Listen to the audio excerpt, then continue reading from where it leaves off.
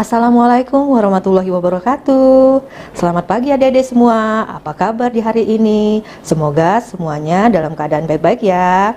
Oke adik-adik semua, sebelumnya Ibu perkenalkan diri dulu ya. Nama Ibu Merisa, Bunda Literasi, Kelurahan Bukit Sari, Kecamatan Martapura, Oku Timur. Bunda sehari-hari biasa dipanggil Bunda Ica. Oke adik-adik semua, pada hari ini Bunda Ica akan mendongeng sebuah dongeng Nusantara yang berjudul Dongeng Lutung Kasarung. Pada zaman dahulu kala, ada seorang raja di sebuah kerajaan yang bernama Prabu Tapa Agung. Dia adalah raja yang sangat bijaksana. Ia mempunyai dua orang putri. Putrinya yang pertama bernama Putri Purbararang dan putri yang kedua bernama Putri Purbasari. Prabu Tapa Agung ingin turun tahta adik-adik, lengser dari jabatan raja. Dia ingin anaknya yang kedua yaitu Putri Purbasari yang menggantikannya untuk memimpin kerajaan. Putrinya yang tua yang lain bernama Putri Purbararang mendengar hal tersebut, dia menjadi marah adik-adik. Jadi ketika ayahandanya memanggil Putri Purbasari, "Purbasari, anakku, Prabu ayahanda sebentar lagi akan turun tahta dan ayah ingin engkau yang menggantikan ayah menjadi ratu di kerajaan ini." Purbararang merasa di dalam hatinya dia yang berhak untuk menjadi ratu. Karena yang pertama usianya yang lebih tua dari Purbasari. Dia langsung marah kepada ayahandanya Prabu Tapa Agung, memaksa ayahandanya agar dia dipilih menjadi ratu. Tapi adik-adik, sang raja masih memilih Purbasari untuk menjadi ratu berikutnya. Tentunya sang raja ada pemikiran yang lain ya adik-adik, mengapa putrinya yang kedua yang dia inginkan menjadi seorang ratu. Dan kemudian timbullah adik-adik niat jahat dari putri raja yang pertama yaitu Putri Purbararang. Kebetulan Putri Purbararang mempunyai seorang kekasih hati yang bernama Indrajaya. Kemudian mereka merencanakan sesuatu adik-adik untuk mencelakakan Putri Purbasari. Indrajaya pergi ke sebuah hutan dan adik-adik menemui seorang penyihir dan memintanya untuk memberikan mantra kepada Purbasari agar Purbasari menjadi seorang putri yang berwajah jelek adik-adik. Kemudian karena pengaruh dari mantra sang penyihir adik-adik, wajah dan kulit Purbasari menjadi rusak. Ada titik-titik hitam di seluruh tubuhnya adik-adik. Tentunya adik-adik dengan kejadian yang sangat tiba-tiba, Purbasari sangat sedih dan bingung ada apa dengan kondisi tubuhnya. Karena kondisi tubuh Purbasari yang bintik-bintik menghitam adik-adik ya, sang kakak Purbararang menyuruh Purbasari untuk meninggalkan istana dengan alasan tubuh Purbasari yang penuh dengan penyakit kulit yang tidak pantas menjadi seorang ratu. Purbararang memaksa Purbasari untuk tinggal di hutan. Purbasari sangat sedih adik-adik. Sekarang dia harus tinggal di hutan, menyepi di dalam hutan adik-adik.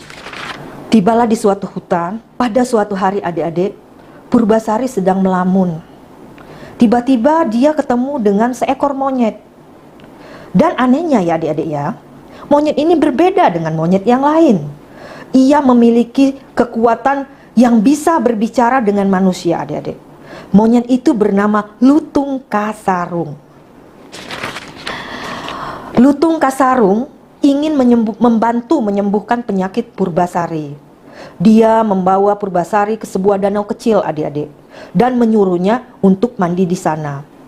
"Putri Purbasari, coba kamu mandi di sebuah danau kecil," kata Lutung Kasarung adik-adik. Ajaibnya, sungguh suatu keajaiban. Kulit Purbasari yang begitu dari atas ke bawah penuh dengan bintik-bintik hitam menyeluruh ya adik-adik ya, seketika menjadi sembuh adik-adik. Dan sekarang dia menjadi sangat cantik, kembali mulus seperti semula. Kemudian adik-adik, setelah sembuh dari sakitnya, Lutung Kasarung menemani Putri Purbasari untuk kembali ke istana. Putri Purbararang terkejut adik-adik. Raut mukanya sangat terkejut ketika melihat wajah dan kulit Purbasari bisa kembali seperti semula. Nah, tahu-tahu adik-adik, dasarnya Purbararang ini masih ingin mencelakai Purbasari. Dia kembali mencari ide-ide adik-adik, mencari gagasan lain, gagasan yang buruk, bagaimana agar si Purbasari ini tidak lagi menjadi ratu adik-adik. Jadi belum puas dia. Dia masih bingung, kok kemarin sudah diajak ke penyihir, tiba-tiba jadi cantik lagi adik-adik. Nah, di sini Purbararang berpendapat mereka yang memiliki rambut panjang akan menjadi ratu adik-adik. Prabu Tapa Agung pun kemudian mengukur rambut kedua putrinya adik-adik ya. Ternyata adik-adik, Purbasari memiliki rambut lebih panjang daripada Purbararang. Tetapi Purbararang tidak menyerah. Dia mempunyai pendapat bahwa ratu harus memiliki suami yang tampan. Jika tunangan Purbararang lebih tampan dari tunangan Purbasari, maka yang menjadi ratu adalah Purbararang. Purbasari sangat sedih adik-adik, karena posisi Purbasari itu tidak memiliki kekasih adik-adik. Ia sangat tahu bahwa tunangan kakaknya, si Purbararang ini, itu sangat tampan sekali. Sementara untuk putri Purbasari sendiri, dia tidak mempunyai tunangan. Purbararang kemudian menunjukkan Indrajaya sebagai tunangannya. Lalu dia bertanya pada Purbasari, "Purbasari, di manakah tunangan kamu?" Tiba-tiba adik-adik, Lutung Kasarung, seekor monyet itu adik-adik yang kita tahu di awal cerita tadi, Lutung Kasarung itu adalah seekor monyet ya, tiba-tiba maju. Purbararang tertawa sangat keras, hahaha, tunangan Anda adalah seekor monyet, hahaha. Adik-adik, dia tertawa keras mengejek Purbasari adik-adik. Tetapi tahukah adik-adik, secara ajaib, tiba-tiba Lutung Kasarung, seekor monyet tadi, berubah menjadi seorang pria yang sangat tampan. Bahkan pria ini lebih tampan dari kekasih kakaknya, yaitu Indrajaya. Purbasari kemudian menjadi ratu adik-adik. Dia memaafkan kakaknya Purbararang dan tunangannya. Mereka dibiarkan tinggal di istana. Semua hidup bahagia. Oke adik-adik semua, itulah dongeng dari Bunda tadi. Dari dongeng yang Bunda ceritakan tadi, ada satu pesan moral yang bisa kita simpan untuk kita kehidupan sehari-hari ke depan adik-adik. Yang pertama, kita sebagai manusia, kita tidak boleh ada perasaan hasut, iri, dan dengki ya adik-adik ya. Terus yang kedua, walaupun ada orang yang berbuat jahat dengan kita, kita tidak usah membalas perbuatan jahat mereka dengan perbuatan jahat juga.